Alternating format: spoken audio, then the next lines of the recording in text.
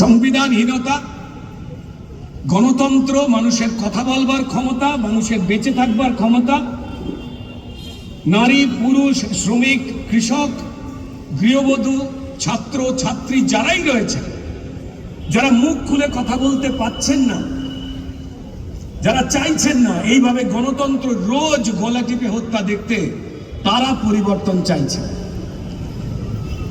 Police এবং ক্রিমিনালকে দিয়ে যে পরিবর্তনটাকে ঢেকে রেখে দেওয়ার চেষ্টা করছে, যেটা আসল পরিবর্তন,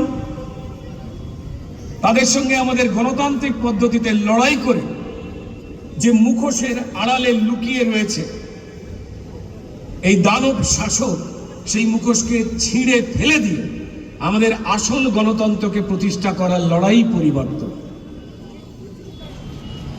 আমরা কেউ রাজা উজির হতে চাইনি।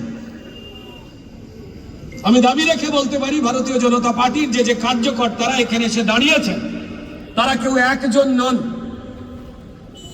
আজ এই মিছিলে যারা আসতে পারেননি, আজ এই জনসভায় যারা উপস্থিত হতে পারছেন না, আমি বাজি রেখে বলতে পারি, ভারতীয় জনতা পার্টির যে প্রত্যেকটি কার্যকর্তা এখানে উপস্থিত হয়েছেন, আপনি প্রতিনিধিত্ব করছেন।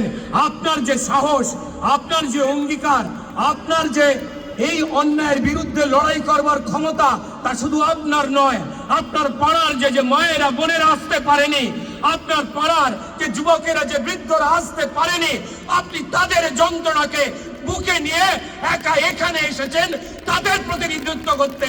এখানে একটা মানুষ বসে থাকলে তিনি হাজারটা মানুষের প্রতিনিধিত্ব করছেন, যারা গণতন্ত্র ফেরাবার জন্য এই যে আসল পরিবর্তন, যেখানে মানুষ মানুষের সম্মান পাবে, তার প্রতিনিধি হয়ে রয়েছেন। তাই বন্ধু, আপনি যখন এখানে দাঁড়িয়ে রয়েছেন, আপনি দাঁড়িয়ে নেই।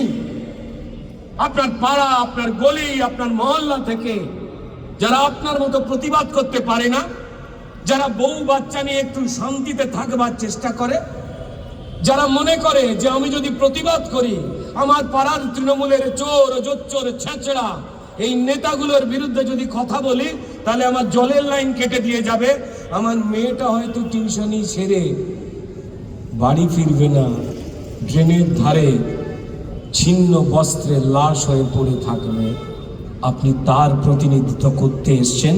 কুর্নিশ জানাই, সম্মান জানাই ভারতীয় জনতা পার্টির প্রত্যেকটা সাধারণ কার্যকর্তা।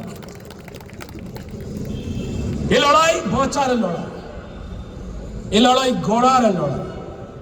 অনেকেই বলছেন যে হয় এসপার নয় ওসপার।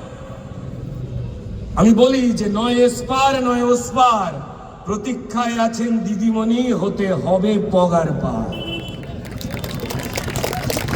আজকে তার আশায় জল পড়ে গেছে।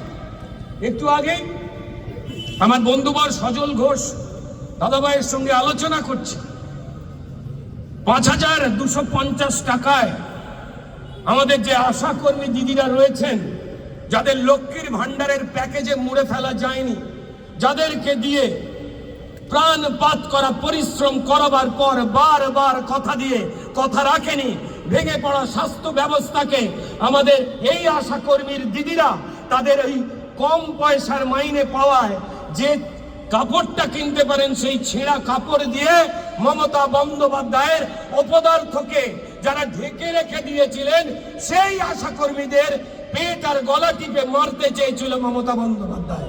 প্রত্যেকটা দিদিকে, প্রত্যেকটা বোনকে, তাদেরকে আমি কুর্নিশ জানাই, সেলাম জানাই, যাদের বিরুদ্ধে গার্ডওয়াল করে পুলিশ এই হতভাগ্য হেরে যাওয়া মমতা বন্দ্যোপাধ্যায়কে বাঁচাবার চেষ্টা করছে।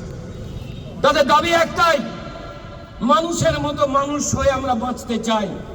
আমরা আর কতদিন স্বাস্থ্য ব্যবস্থার যে অপদার্থতা রয়েছে, সুপার স্পেশালিটির নামে যে হাসপাতালগুলোতে সুপার আর স্পেশালিটি দুটো শব্দ বলে কোনো কিছু নেই, যেখানে পর্যাপ্ত ডাক্তার নেই, নার্স নেই, একাধিক যন্ত্রপাতি নেই, যন্ত্রপাতি থাকলে যেগুলো চালাবার লোক নেই।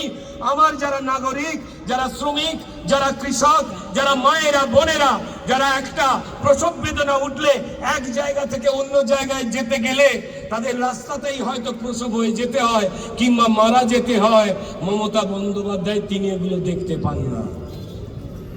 মা হবার যন্ত্রণা তো হয়তো উনি বোঝেন না, তাই হয়তো কিংবা তাই হয়তো যখন তিনি একের পর এক বাক্য বানে আমাদের